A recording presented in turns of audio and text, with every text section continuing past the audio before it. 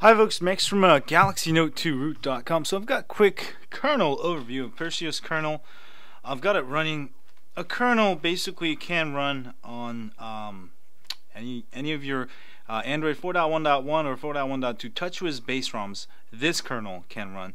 Also, it can. There's a different version for AT&T, T-Mobile, Verizon, Sprint, all the Galaxy Note 2s, including International GTN 7100 and International GTN 7105. I've got the Sprint Note 2 here. To install this kernel, simply reboot into recovery. Simply use the install from SD card option and choose the kernel zip file you should have downloaded before rebooting into recovery. Once you reboot and you go to About Device, you should find that kernel version has changed to Perseus Kernel. It also does come with many custom ROMs. It might come by default. Just check your About Device. And also it does come with a Roma installer where you can choose to install the Perseus Kernel. However you install it, once you've got Perseus Kernel, you can take advantage of all the different features that Perseus Kernel brings you via the S-Tweaks app. When you install this kernel, you'll get an app called S-Tweaks in your app drawer. Go ahead and open it and make sure you hit grant if the super user window pops up. If it force closes the first time, don't worry about it and just reopen it. Just close all apps and just try reopening it again. Sometimes it does happen, not a huge deal. It's still running in the background, so don't worry. This is just a front end GUI app to show you how exactly it's, you can tweak stuff.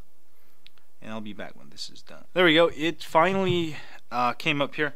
So the first thing you'll find with S-Tweaks apps is that you can overclock. You don't need to download and install a separate set CPU app or anything like that. You can use S-Tweaks apps right here to overclock your phone. So by default it should be at 1600 megahertz or 1.6 gigahertz. I certainly recommend you to overclock it to 1800 megahertz or 1.704 megahertz if you feel like you need extra battery life, and we'll get more on getting extra battery life. Even with overclocking, we might be able to get even more battery life than just not overclocked. And you could probably set it on boot. Don't set it on boot until you have figured out your settings completely. So it's overclocked now. You can try running Quadrant and see how fast your phone is running now. And I've actually gotten almost near 8,000 by tweaking a lot of things like the CPU. And also you can also overclock GPU here.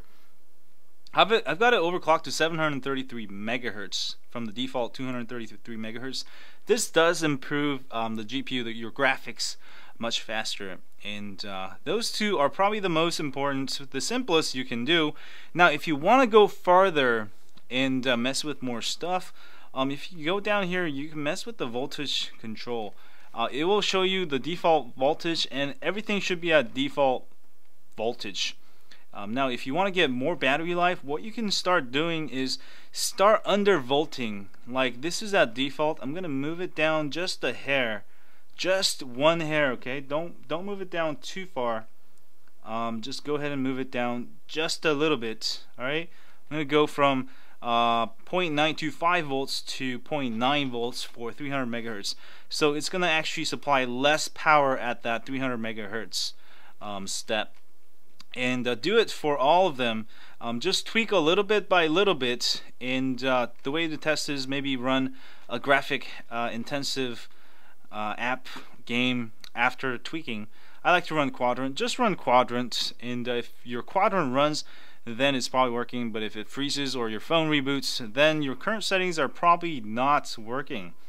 But the current settings I'm working on is I'm just trying to bring it down a little bit, and eventually you'll find a bottom limit where you can't go down further without your phone rebooting. So go ahead and find that bottom limit. Make your voltage a little bit higher than your bottom limit for all your steps, and you should end up with undervolted phone. So it'll give you more battery life because it's using less voltage, and also you get overclocking at the same time. You might have to play with this a little bit. It might take you like a whole week to get the settings right. and if you're good at it, maybe a couple hours, but you do have to have the time to play with it. There's more stuff like CPU scaling, CPU hot plug.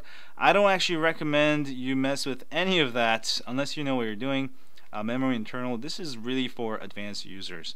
Also I/O, this is scheduler. You can try different schedulers to see if your file system goes faster by using benchmarks. I haven't really seen much improvements by tweaking the I/O. Also for audio, you can tweak many things like left channel volume, right channel volume for speakers, boost your speaker levels, headphone amplification if you're using headphones. All these things you can change band gain. It's part of this kernel, so that is very nice. And also for power, the Perseus kernel comes with higher maximum current for your USB charging, so automatically it already charges much faster than stock kernel, so your charging should be faster. But there are additional settings for advanced users. Now I don't even know what these actually do. It just depends on how you connect the USB. If you're connecting to the AC current, if you're connected to a computer, so if you know what you're doing, you can mess with this. But by default, you do get faster charging with this kernel. And also screen should have improved a little bit with this kernel, as it does have improved tweaks to improve your your screen, sorry. And also for LED, your notification LED, you can kind of change the LED brightness in low light and also bright light environments. More stuff you can do with the LED notification lights. Extras, there's no extras here, so we'll let it go. But it is available for your Galaxy Note 2. Make sure you download the appropriate version, and let's do a quick benchmark real quick. So we have a benchmark of my phone. Did I have it overclocked? Yes, I've got it overclocked. So let me go ahead and close up all apps and do a quick overclocking here. I've got it overclocked to 1.8 gigahertz for the CPU, and my GPU is overclocked to 733 megahertz. So I should get somewhere around 7,500 quadrant scores, I think.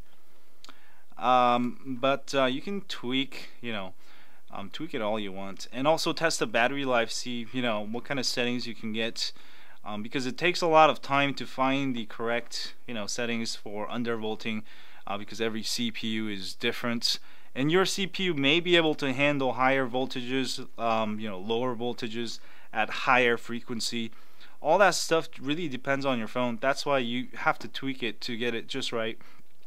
But if you tweak it just right, it is possible that you can get 20-30% more battery life out of the same setup. So I've got 7,500, not too bad. So if you haven't tried Perseus Kernel and you're running TouchWiz based custom ROM or stock ROM, do check out Perseus Kernel for this week's Kernel of the Week, and do let me know what you think and what you found, any tweaks, any settings that is cool.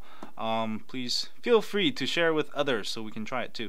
And if you have a Note 2, as always, don't forget to sign up for my email list at galaxynote2root.com.